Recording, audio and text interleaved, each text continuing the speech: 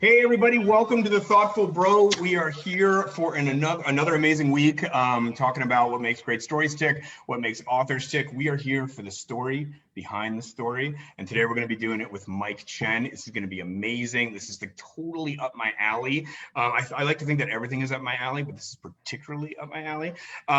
So just for those who didn't know about Mighty Blaze, just a little bit of background on us. We're an all-volunteer initiative of writers and people in the publishing industry. We formed at the beginning of COVID to help folks like Mike, who had their book tours canceled, reach readers, connect with readers online.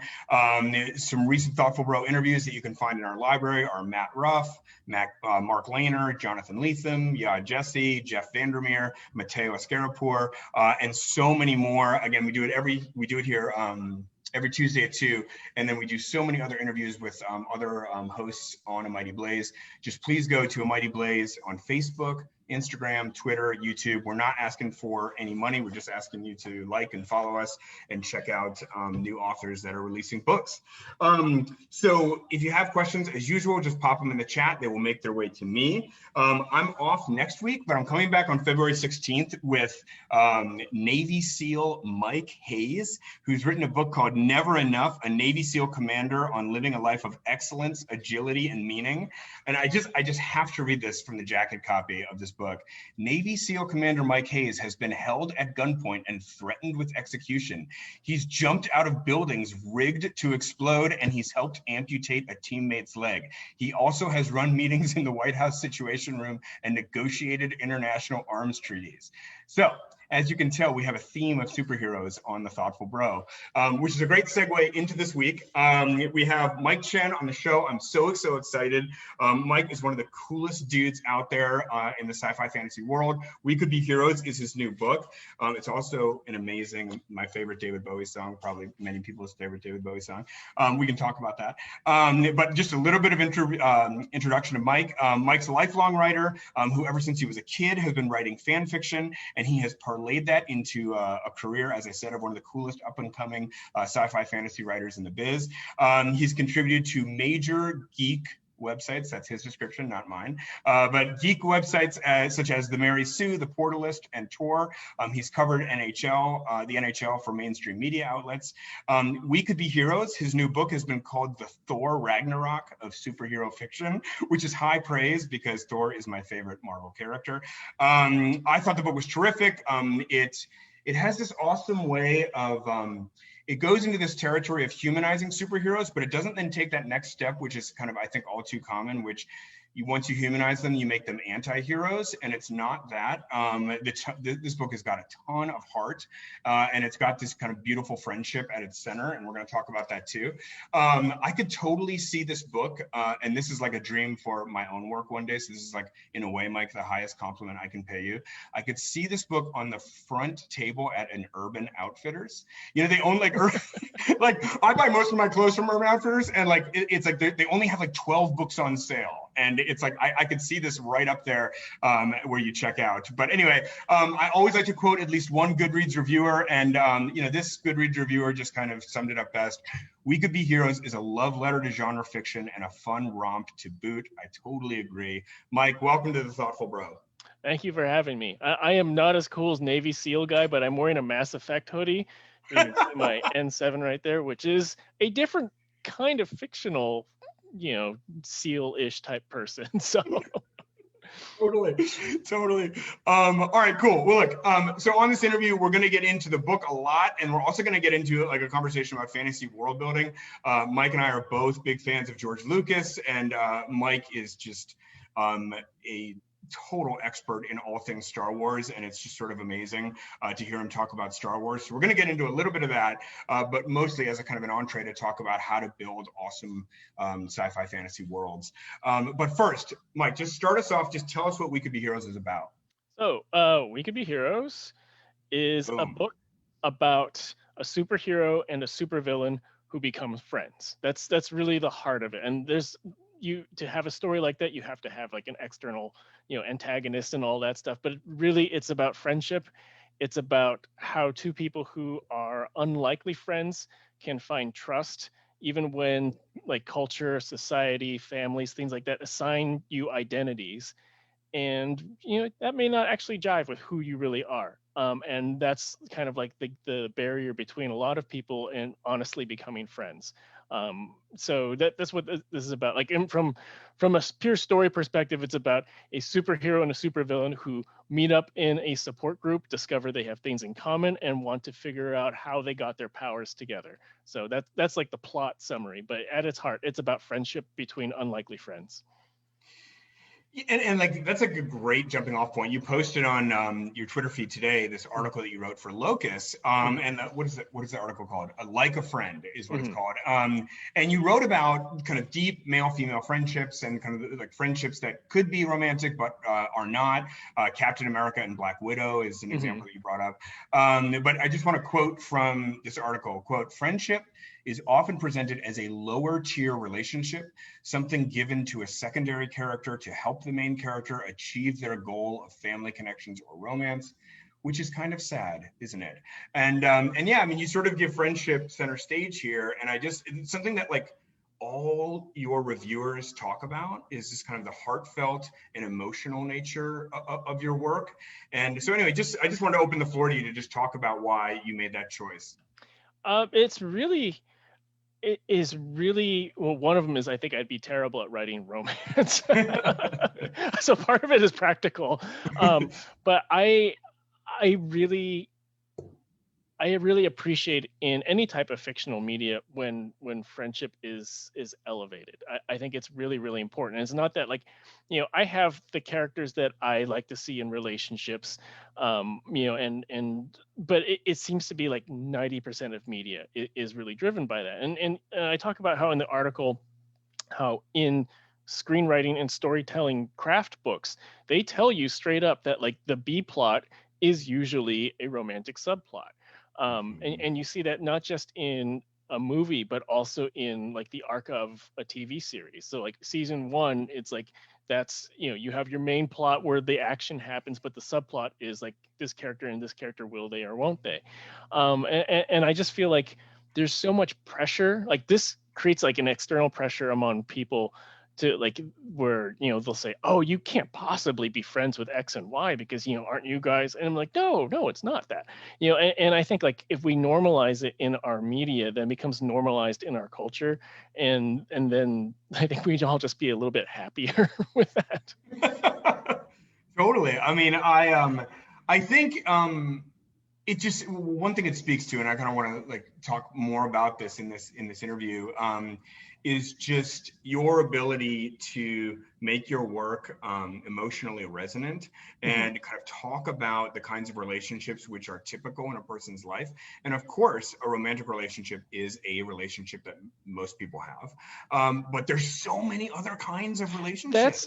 That's really like the big thing. It's so what I said in that article about how usually the emotional drive for characters is either I have to do reconnect or connect or something with my blood family, right. either above or below, but like something about blood family, or I want to achieve this romantic relationship. And it's like there's so many other variables out there, and the power of friendship is like I remember when I was probably like in my early 20s or something, and I was talking with my parents about like the importance of my friends and like what they mean to me, and like I have a brother and I'm not terribly close with him, and I remember saying something about like well, I know like these are my friends for life and I know I will always be able to rely on them, and like my dad just kind of scoffing in my face about like, oh, do you think they'll actually be more important to you than like your brother? And I'm like,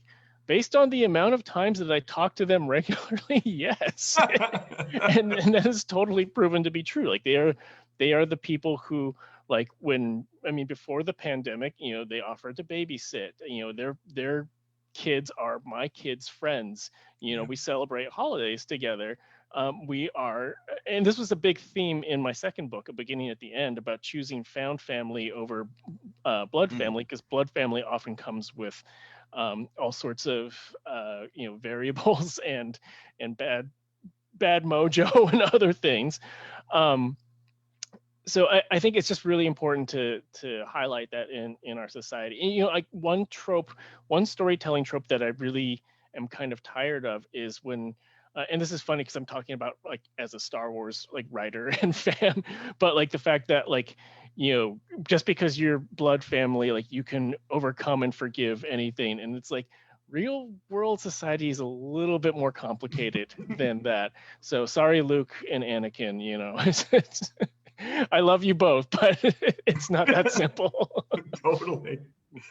I mean, okay, so here's another thing I wanted to get into with you about just superhero stories generally. Okay, so this is like, there is no question you're far more of an expert on superheroes than I am. I'm sort of a casual consumer of superhero media.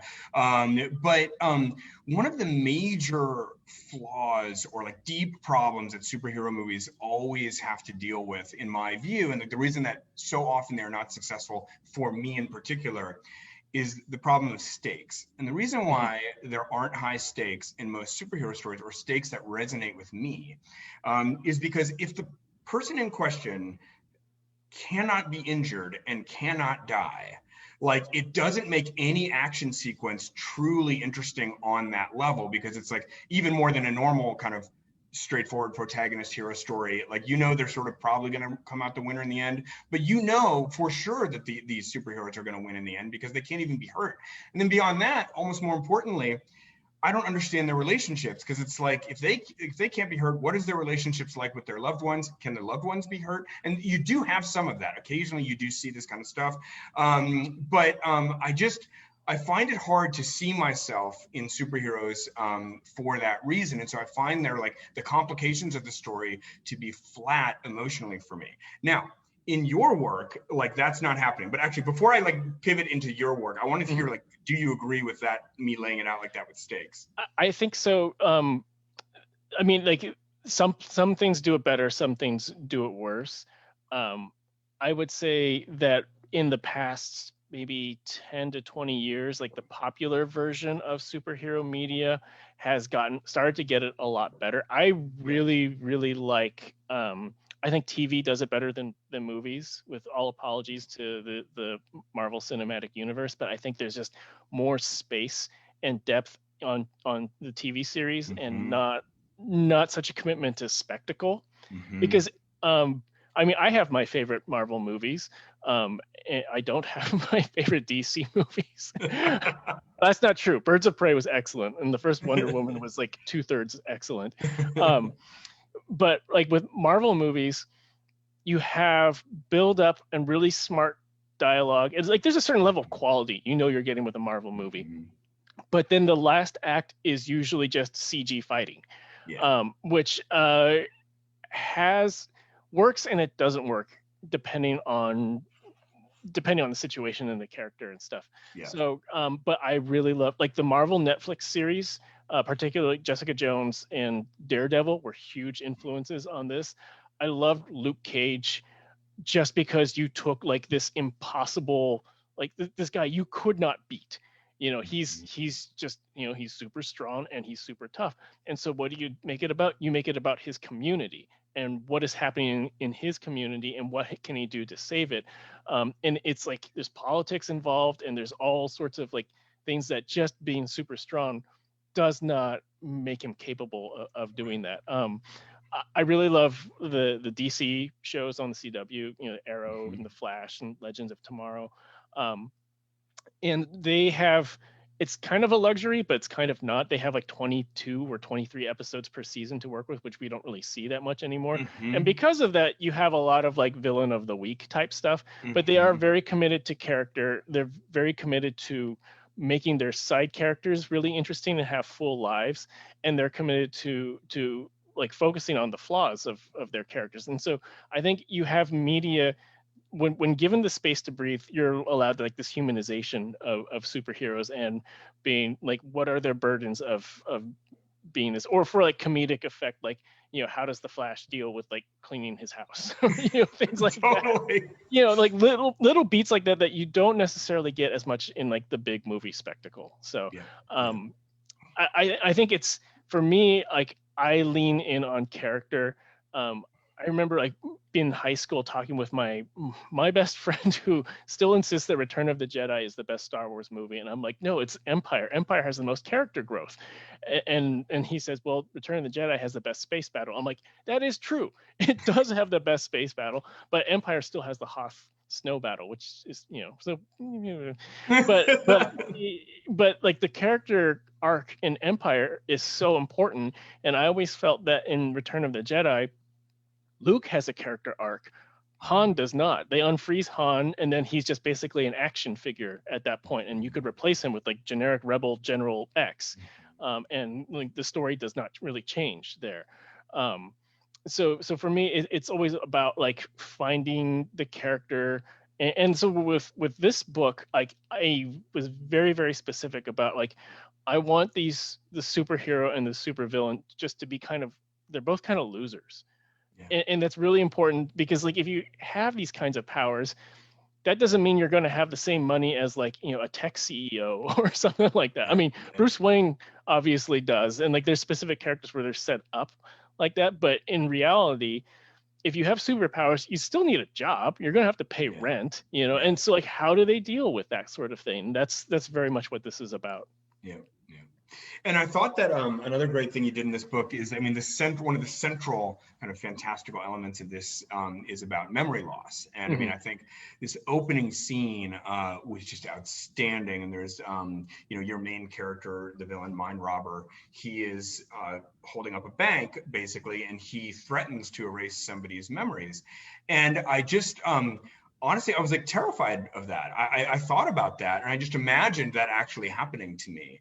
And I thought, like, that seems about one of the most terrible things that could possibly happen to me, like far worse than something physical happening to me.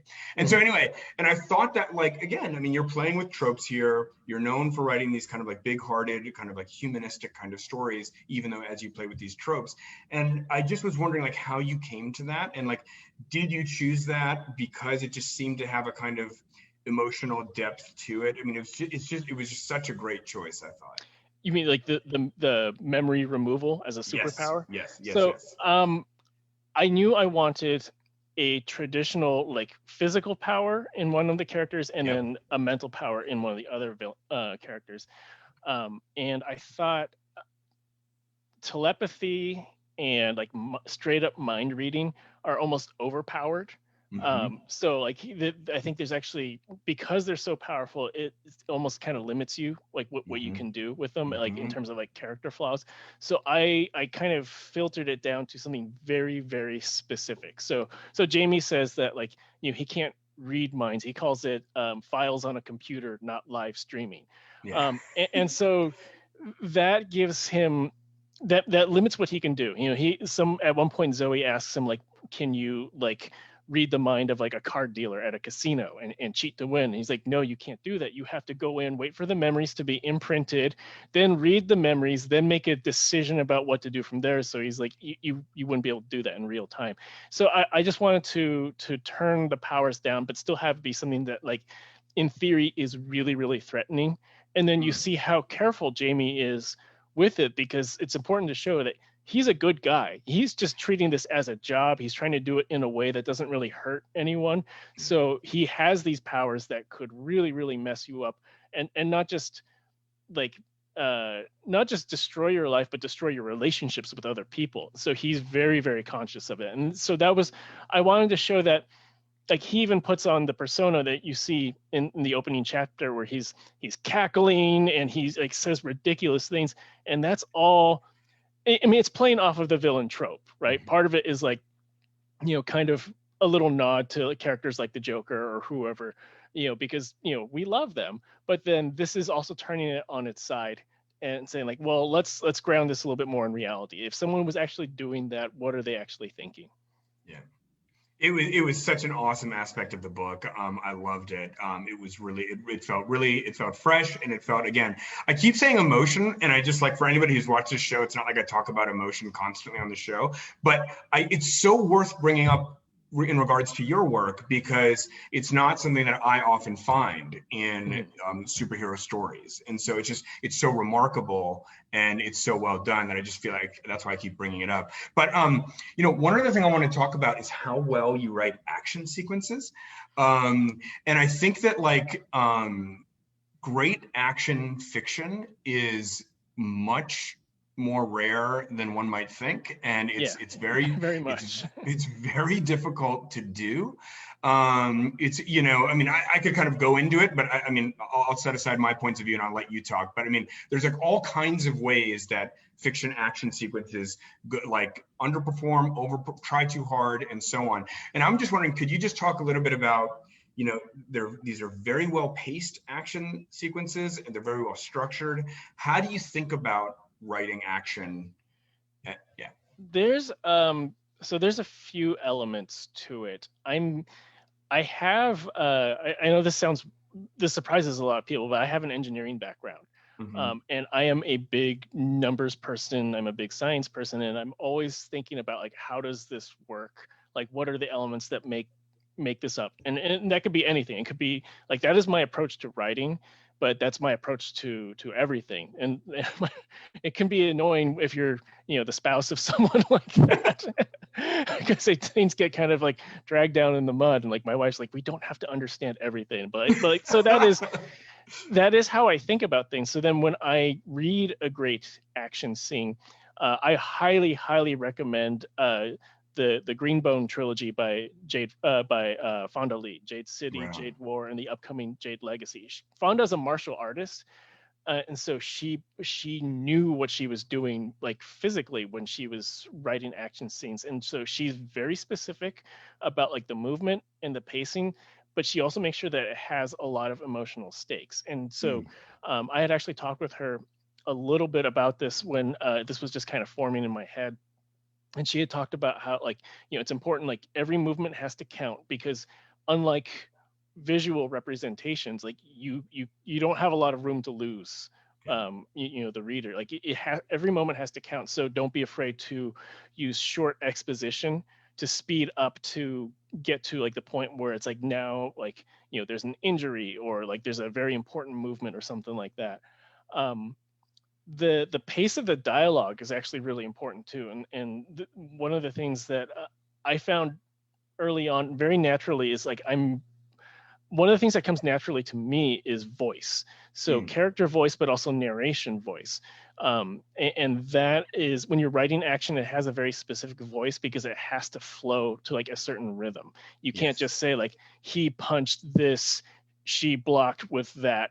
It has to have a certain pace to it. So you're going to have moments where if you just had a big emotional beat about I got stabbed and I'm in so much pain, you should follow that up in terms of pacing with a quick he punched, she blocked, thwack thwack thwack, something where it's very choppy, and the rhythm of those words breaks up the pacing so that it keeps the momentum going. Because if you stay too long with one style of prose when you're trying to describe action, it drags everything down.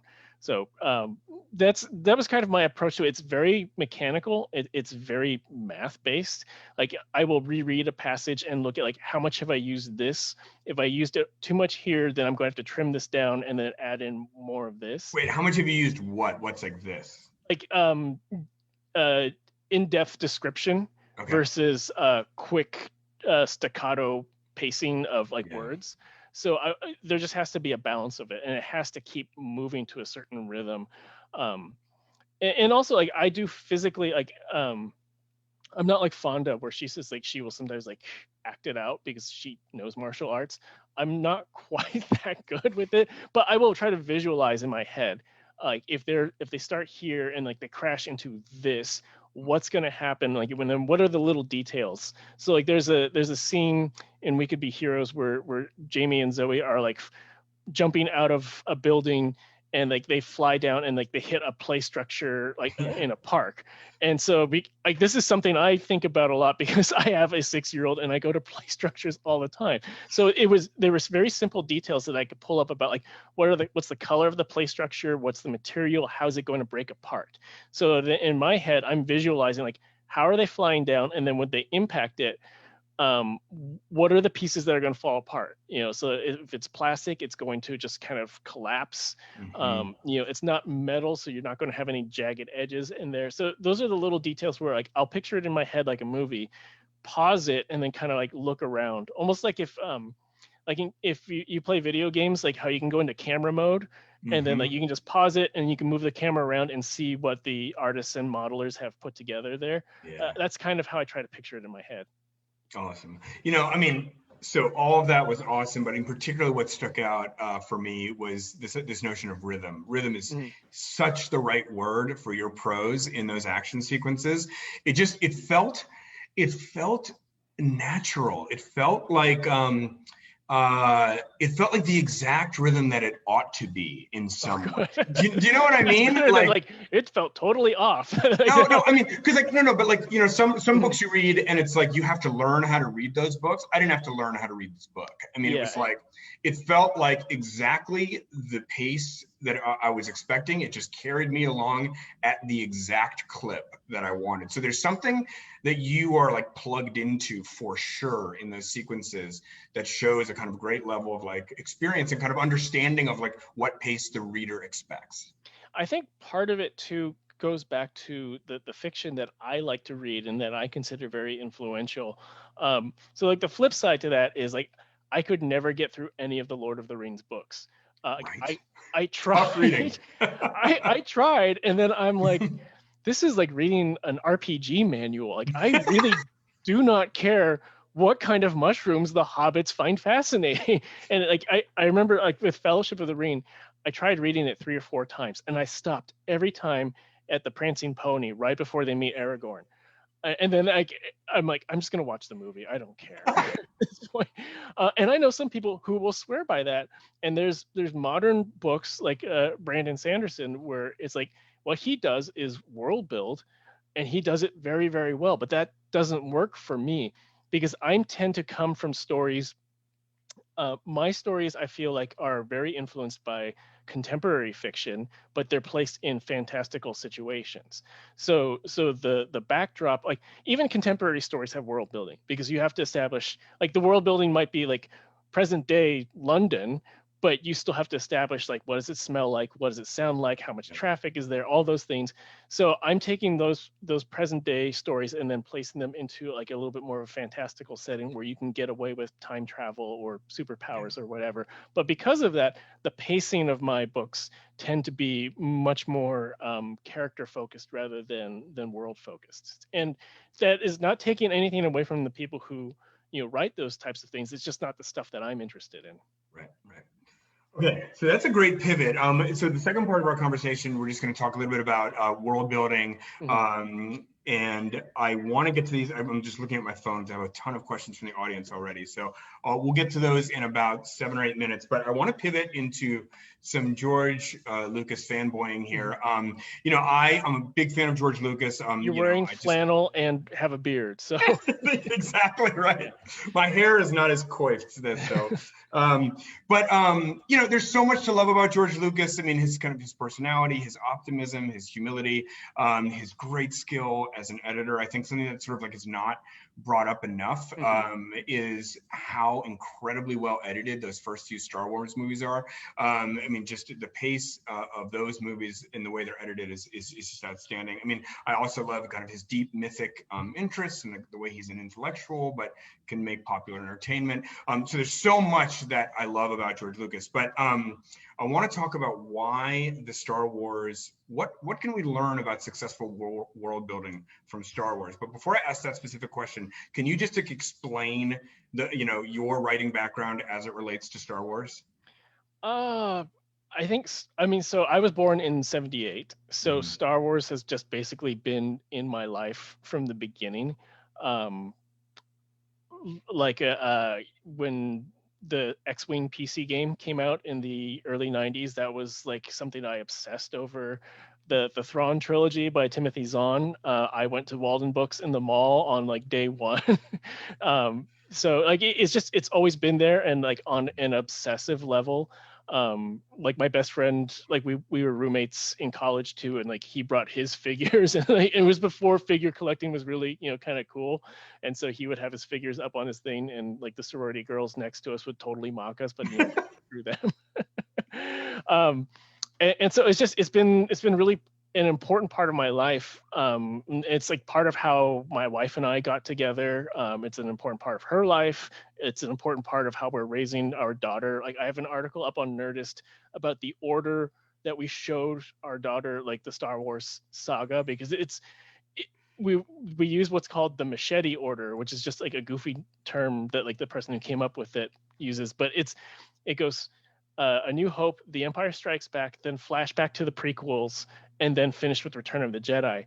And the whole purpose of that is to give Anakin this grounding of character. So then when you get to Return of the Jedi, the stakes are so much higher because you have seen Anakin presented with very similar choices to Luke, and Anakin makes the wrong choice. So to show our daughter that, like, we wanted her to connect with like the whole saga and not just have it be like this fun movie that we watch from time to time.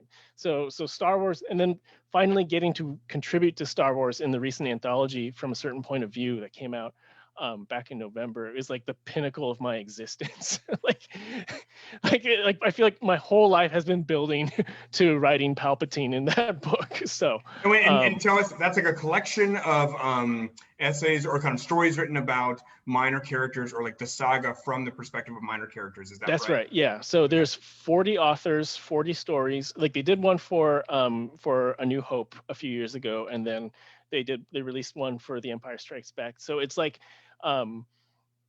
the cook who works in Cloud City who is forced to prepare like the dinner for between Vader and, you know, Han and Leia. Like those types of like side characters. Like each of the authors was said, like, you can pick a character and you can pitch a story, and then like the Lucasfilm story group approves it, and it creates this collection. So when I got my short list of like who's available, and it said Palpatine, and I'm like, why hasn't anyone picked Palpatine? Like this is like a chance to like mark in canon. And then talking with other authors afterwards, they were like, oh yeah, I was thinking about picking Palpatine, but I was too intimidated that I was going to mess it up. But like they had already written in Star Wars, whereas this is my, like, I may never get to write in Star Wars again, so I'm just going to go big or go home. And fortunately, everyone really liked it. So yeah, so Star Wars is just, it's a really important part of my life.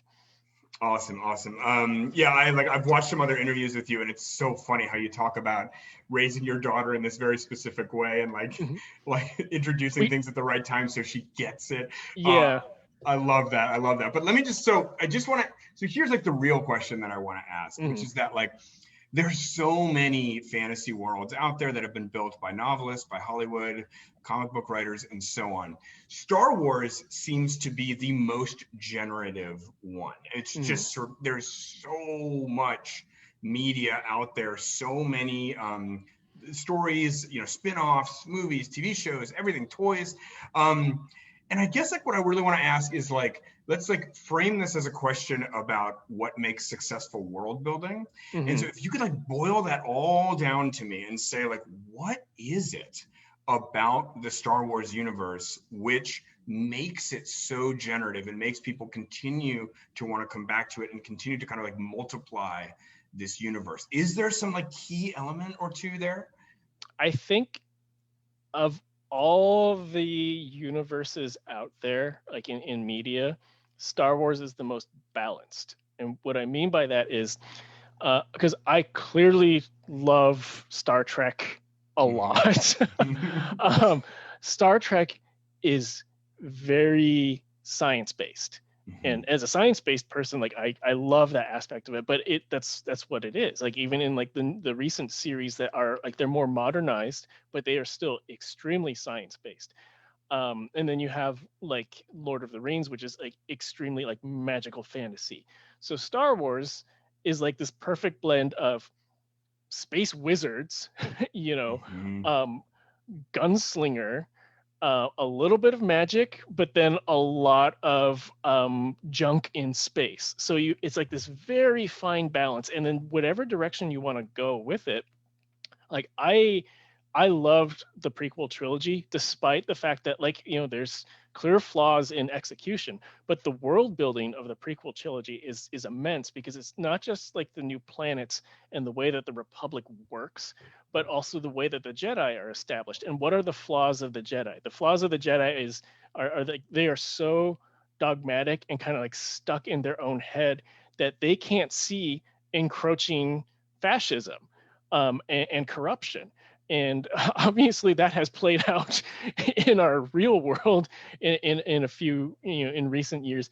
But I always, like, I know when the prequel trilogy came out, people were like, wow, there's a lot of politics in there and it's kind of boring. And I'm like, no, this is fascinating, because this is the mechanics of how something like this works, and then how something like that would fall apart. And then you have like these space wizards who are like the supposed guardians of this galaxy, no pun intended to guardians of the galaxy.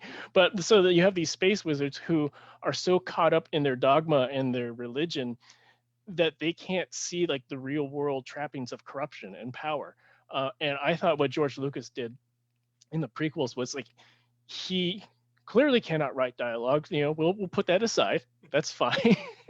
That's why there's the Clone Wars and other media to help fill that in. But he had a very specific vision of, this is going to be about how a democracy becomes an authoritarian government. This is going to be about how one person is abused by a system and turns bad because of it. And this is going to be about a group of peacekeepers who can no longer keep the peace because they were corrupted and exploited. So he has these themes going on, and then he builds this interconnected world of like, there's commerce, there's politics, there's religion, there's all these different elements in there, and it's a very fine balance. So it's like, and then when you look at the explorative media around it, it's like, do I want to just hang out with the gunslingers? Okay, fine. Then, like, I'm going to watch the Cad Bane bounty hunter episodes of the Clone Wars. Do I want to learn more about the Jedi? Okay, well, there is a whole ton of stuff just about like the Jedi and their history.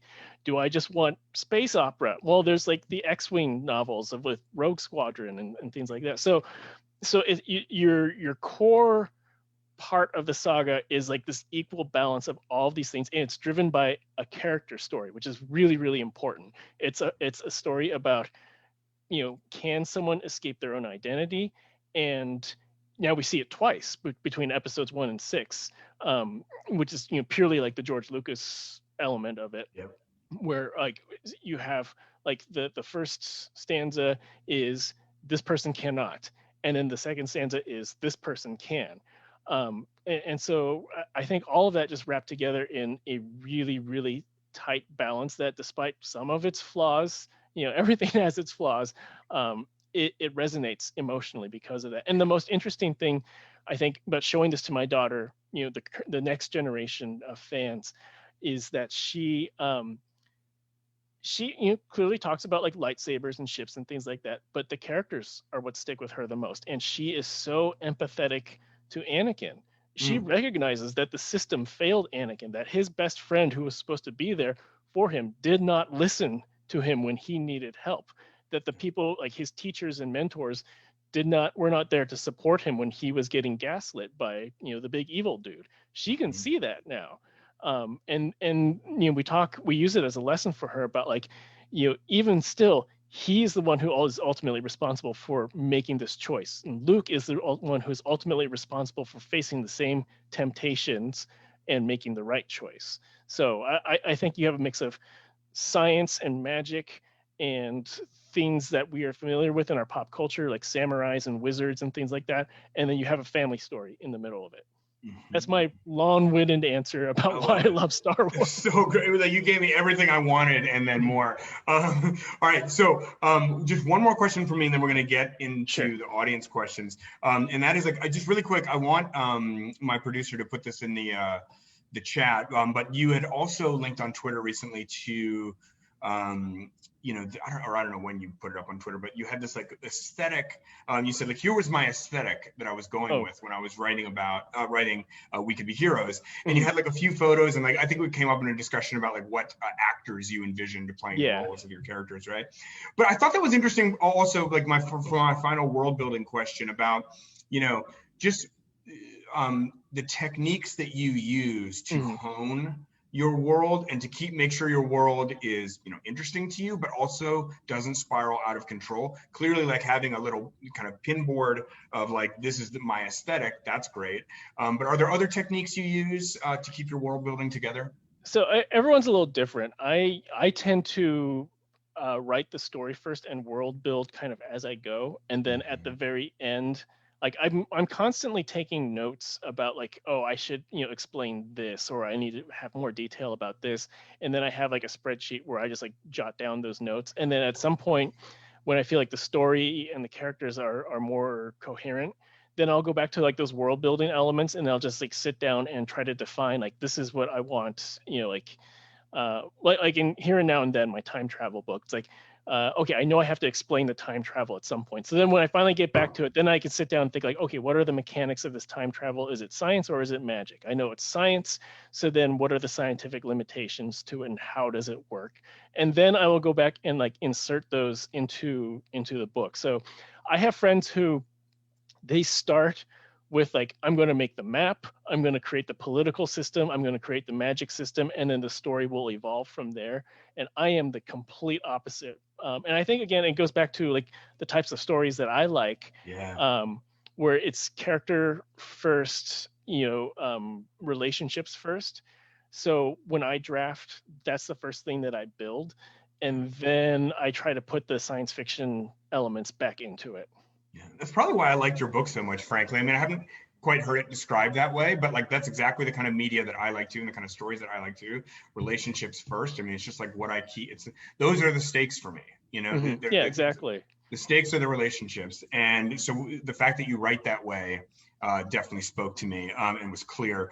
All right, audience questions. So actually, there's a question like about this exact thing. Okay, this is a world building question. How do you deal with world building logistics? Sometimes if you try to explain the powers too much, it just wakes up the analytical mind of the reader and it can backfire. How do you strike a balance between explaining the fantasy elements and leaving them mysterious? So yeah, it is a balance, and you have to hit a certain point where you realize that like you're going to bog down the story if you go too much further. So one of the examples that I always talk about with this is Stephen Moffat. When he was a writer and showrunner for Doctor Who, he would always kind of like wink at world building, like either contradictions or issues, by having a throwaway line in there, which basically establishes that yes, in this universe, like we've thought about this. No, you don't have to worry about it. You know, it's just tangible enough to show like this is not a plot hole, like it's been considered, but don't worry about it. So I try to do that with my work, where it's like if you put in a little bit of detail in there, just enough to show that you've thought about it, and then like you know, it's the iceberg method, where it's like you can just put enough to show like the tip, and then if someone asks you on social media, then you can you know, explain the iceberg underneath, but you're not going to bog down the story with it. Like in terms of like presenting this information, it's tricky, and I go back to, you know, how I think about things kind of numerically. It's a balance. Like some of it's going to be in dialogue, some of it's going to be in exposition, some of it's going to be in action. Some of it is going to be because of plot stakes, like, oh, I wish, like, we really need to hit this button up here, and then use your flying powers. Oh, I can't because I've been hit with kryptonite, or, you know, something like that. Right. That's exposition right there. So but it's like it's in plot action, as opposed to you know, like, well, when I first landed on this planet, I discovered that I could do X, but then not around this. Like, so sometimes you have exposition, and you just can't do too much of either one. And I think you also have to find what, if you're going to do it in action, find the most appropriate moments for that. And so for me, it's much easier to have this list of, these are the things I need to explain, and then go back and look at my plot of where can I put these in where they make sense? So like, and if I could just follow up, I mean, you say that there's this iceberg below. Is there ever not an iceberg? I mean, like, do you feel? I mean, like, at some point, like, you know, for example, if you're like creating a magic system, or like, let's say the Force, right? I mean, like, at some point, it's just not going to be explained because it's not real, and so the iceberg like has to stop if it exists. Yeah, at all. it does at some point. I actually so I know a lot of people gave George Lucas crap about midi-chlorians. Oh, I totally. actually really like that because I think that it's very symbolic of, like, one, he thought about it, but two, these characters, the Jedi, they thought about it. They thought about it too much, and because of that, it's kind of symbolic of, like, we are only going by like these black and white guidelines that have been in our, you know, in our community for generations. And if maybe we listen to external factors, none of this would have happened. So I thought that was a really clever way of world building, of saying, like, this is something that has stakes in this community and is going to affect this community, but also explains what's happening here. So if you really care about, like, the, you know, scientific explanation of how do beings become conduits through the Force, here's something that explains that in a Star Trek kind of way. But then if you also want, from a world building perspective, like, what is the flaw of the Jedi Council? It's this. It is the midi-chlorian and our adherence to it. So I thought that was one of the most clever things. And then everyone just got mad because it's like, oh, too much science in our Space Wizards. I'm like, no, you're missing the entire point here. Love that in-depth read. I had never thought about it that way. That's awesome. I think about Star Wars a lot. I can tell. I love it. All right. So a couple more questions, and let's just, I hate to do this to you, but like, let's just go quick because we only have a few minutes left. But another audience question: can you discuss how you approach gender identity and race diversity in your work? And do you think superhero franchises do a good enough job of this? The second part of that question is they're much better in the last 10 years than they were in, like, the previous, you know, 80 years. One of the things I really adored about The Flash was that, like, one of the really early episodes of it, when Police Chief Singh just casually mentions his husband, and it's not even a point. It was like, oh, he's gonna be so mad I'm working with Barry Allen again instead of, you know, coming home for dinner. You know, some throwaway line like that. But in this, we established that, you know, that an Indian American can be police chief in a major city, and he can be gay, and he can have a stable marriage, and it's just there. So I think there's two types of representation that you get in media. There's ones that are taking, like, a specific issue and telling a story that really connects and builds empathy towards that specific issue. I don't think I can write that kind of story really well. I have friends who can. And then there's the other kind, which is just like kind of exposure therapy, where it's like, let's normalize these types of things.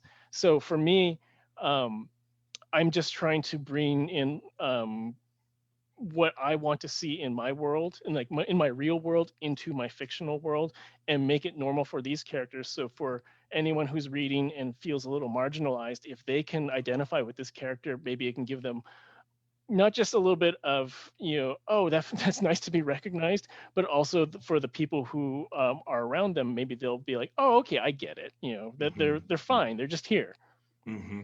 Awesome. Absolutely. All right. Last question from the audience, and then a final question from me. Can you ask how Star Wars played a part in his meeting his wife? So in the early days of online dating, my wife and I met through Match.com in 2002. And it was just like, you know, one of the things that, like, we both mentioned in our profiles, like, we both liked Star Wars, and we also liked indie rock. So we're like, okay, we have the same taste in music, we have the same taste in fiction. And then when we met, she was wearing a cartoony Princess Leia t-shirt. And this was like around the time Attack of the Clones came out. So Star Wars was back, but it was not like ever present in like every form of merchandise and clothing that we see now. So it was like, oh, that's cool. And like, I always give her grief about this because I complimented her on it right away.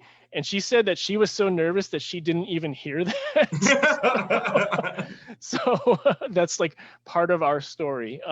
So we went to see, we had both seen Attack of the Clones already, but then like we went to go see it again, like on our like second or third date, and we still got married somehow. And in our wedding vows, we both say, "I love you, I know." So it's my very God. woven into our lives. Oh, that's beautiful. That's beautiful. Have you ever like thought about trying to meet George Lucas, or have you ever met him? No, no, I have not. I mean, like I live what, like 75 or 100 miles south Yeah, yeah. the ranch. I don't. If I did, so in my list of people I would love to sit down and have like a timeless dinner with, like he is on there. Not just because he created Star Wars, but I find his point of views like he's so well read, and he's always coming about things very thoughtfully, like from a like Totally. yeah, it's like, what does he want to do with his fortune? It's like he donates it to good causes and museums because he talks about like the importance of museum. It's not just a joke in Indiana Jones, but like this is how we preserve our culture and how we live from it, and the importance of arts and what do Yeah. arts say about our society and things like that. I would just pick his brain for hours on end. But I feel no, like you deserve it. I want to have dinner with George Lucas, but I feel like you deserve it more than me. So I don't think George Lucas cares that I exist, but I appreciate that. all right. So hey, we're gonna do one final question, and that is this. I ask this to every author who comes on the show. So just imagine, for We Could Be Heroes, imagine you have the perfect reader for this book, somebody who is like just the ideal audience and getting every reference of yours and just loving everything that you're up to. And they get to the last page, they close the book. Just describe for me in a word or a phrase, what is the feeling that they have after reading We Could Be Heroes? God, I think I try to end everything on a little bit of hope, which is kind of cliche. Like that has been the word hope and the theme of hope has been like overdone a lot, and probably because we need it. Yeah, totally. But that's, if you look at the endings of my books, it ends that way. And even in like my Palpatine story is very dark and very twisted, but there's even a little bit of that in there too, because if you like, the story is about how Palpatine discovered the existence of Luke and how is he going to use that to torment Anakin / Vader. And from what you learn about Anakin at that state still does include that little spark of hope. So I think that's probably it. Beautiful, beautiful. All right, well, look, could you hold up the book one more time? Yes. Folks, please just make an impulse buy. It's a great read. I think like 3 words that I wrote down from like our entire discussion: balance, rhythm, and relationships. It all adds up to an emotional read, but also just a super, let's just say it, it's just a fun read. It's just fun. Yeah. It goes down easy. It's super fun. Buy one, buy a few copies for your friends. Mike, thank you so much for coming on the show, and congratulations on the book. Thank you so much for having me and for letting me just like expound upon my Star Wars stuff. This is the problem, is like when I go on interviews and stuff now, I just wind up talking about Star Wars for hours instead of promoting my own stuff. Well, it was awesome, man. You made some points today that I hadn't quite heard before, so totally worth it. So anyway, all right, Mike, thank you so much. Congratulations on the book. Folks, we'll be back in 2 weeks with Navy SEAL Commander Mike Hayes for his book, Never Enough, another real-life superhero on the show. Thanks, and we'll see you then. Thank you.